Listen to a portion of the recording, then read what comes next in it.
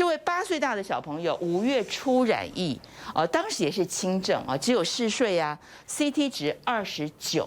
其实作为家长来讲，孩子染疫吓死了，观察还好没事耶，很幸运哦，CT 值也不算太低。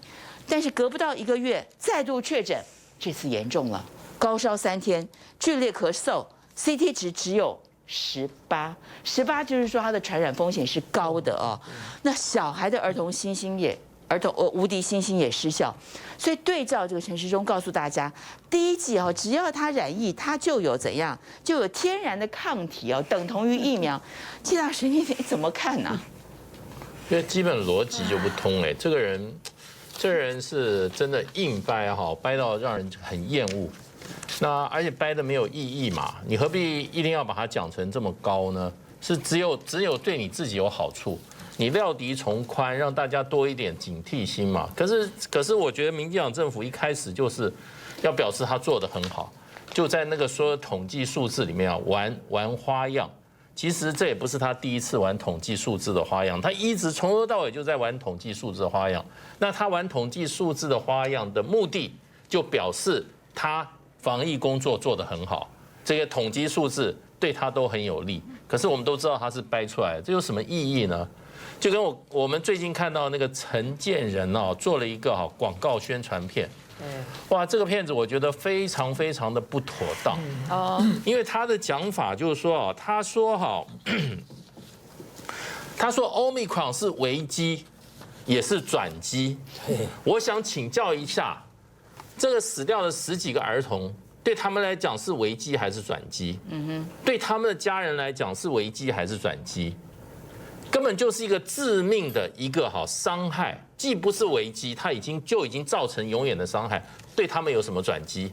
对他的家人还有机会吗？人都走了，可是一个当过副总统人，居然在电视上做广告这样说。然后呢，最后他还说，实际上 Omicron 跟什么 Alpha、Beta 很不一样，致死率很低。然后呢，这个症状无症状的占大多数。所以呢，我们现在到高峰以后一定会慢慢降下来。最后怎么样？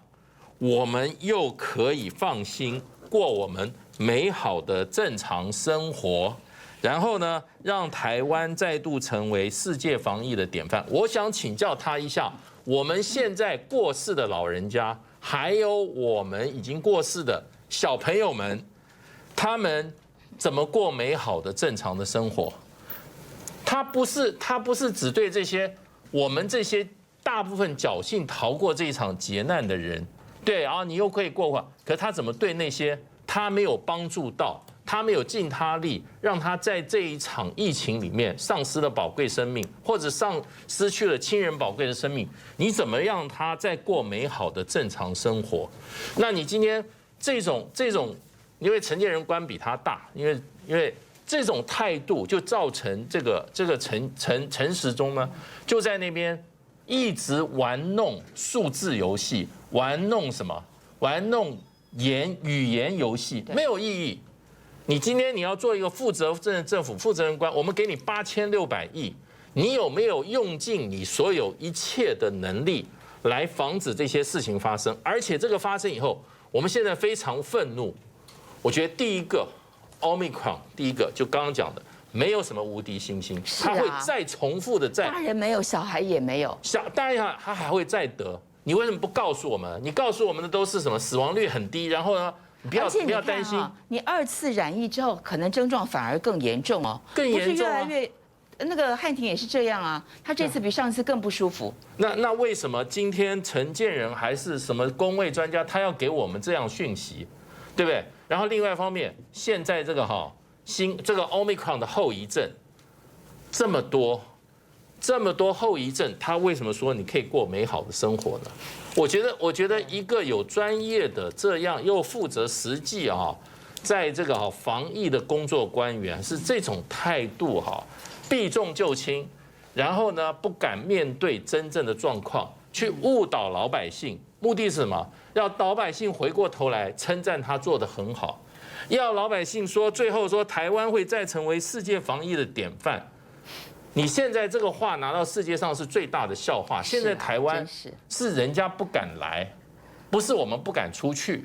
现在我们出去人的话，人家不敢来台湾，所以还讲什么世界典范？然后你看看这一群人，从苏贞昌、陈建仁、陈时中，永远问到我们需要他给我们一个正确专业答案的时候，他都在什么？